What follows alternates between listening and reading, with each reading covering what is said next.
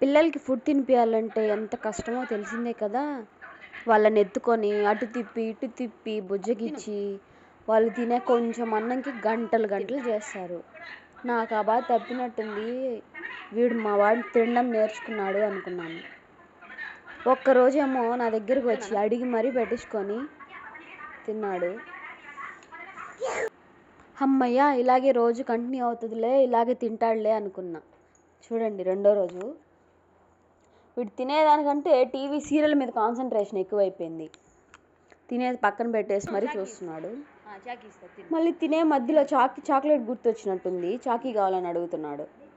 ఇంకా వీడు తిన్నట్టే అని చెప్పి తినిపించడానికి ట్రై చేశాను. అస్సలు తినట్లేదు.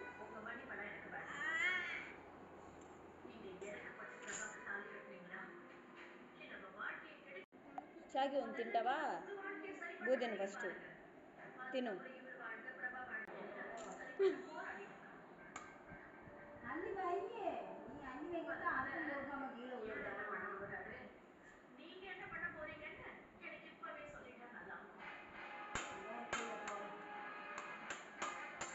ఏయ్ ఓయ్, తింటున్నా బో నువ్వా?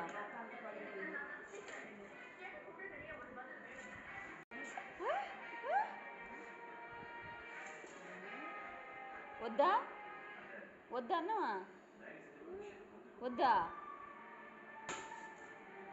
తినవా? చాకీ కావాలా? కళ్ళు మూసుకున్నాని తిను. ఆబెట్టుకో.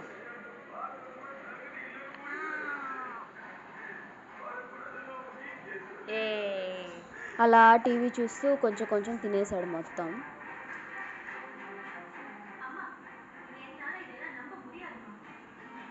కళ్ళు మూసుకున్నా.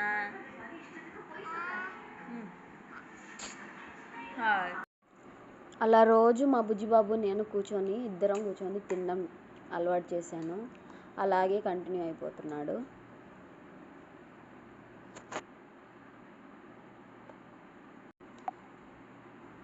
వాడు తినడం లేట్ అవ్వచ్చేమో కానీ తినడం మాత్రం పక్కా.